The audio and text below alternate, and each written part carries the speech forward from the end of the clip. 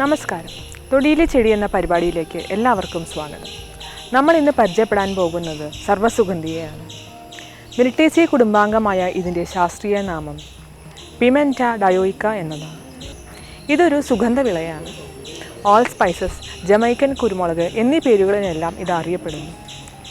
ബ്രിട്ടീഷുകാരാണ് ഭക്ഷണത്തിന് രുചി കൂട്ടാനും ഔഷധ ഉപയോഗത്തിനുമായി ഇത് ഇന്ത്യയിലെത്തിച്ചത്. നമ്മുടെ ഇഷ്ടസുഗന്ധവിളയായ ജാതിക്ക, കറുവപ്പട്ട, ഗ്രാമ്പൂ, കുരുമുളക് എന്നിവയുടെ സമ്മിശ്ര സ്വാദാണ് ഇതിനുള്ളത്. ഇലകൾ നല്ല തിളങ്ങുന്ന കടും പച്ച നിറത്തോടു കൂടിയവയാണ്.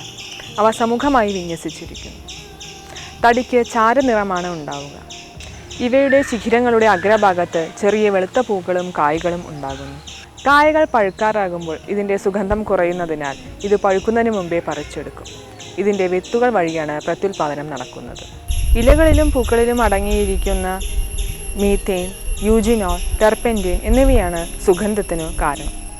സുഗന്ധദ്രവ്യമായാണ് ഇത് കൂടുതലായും ഉപയോഗിക്കുന്നത്. മാംസവിഭവങ്ങൾ, കൂട്ടുകറികൾ, കേക്കുകൾ, ക്യാൻഡികൾ എന്നിവ ഉണ്ടാക്കുമ്പോൾ ഉപയോഗിക്കാറുണ്ട്. കോസ്മെറ്റിക്കുകളിലും പെർഫ്യൂമുകളും ഉണ്ടാക്കാനും ഇതിൻ്റെ തൈലം ഉപയോഗിച്ച് വരാറുണ്ട്. പല്ലുവേദന, അജീർണം എന്നീ രോഗങ്ങളിൽ ഇത് ഔഷധമായും ഉപയോഗിച്ചു വരുന്നു. ഇതിൻ്റെ കൂടുതൽ ഔഷധ മൂല്യങ്ങൾ ഡോക്ടർ CM ശ്രീകൃഷ്ണൻ നമ്മളോട് വിവരിക്കുന്നതാണ്.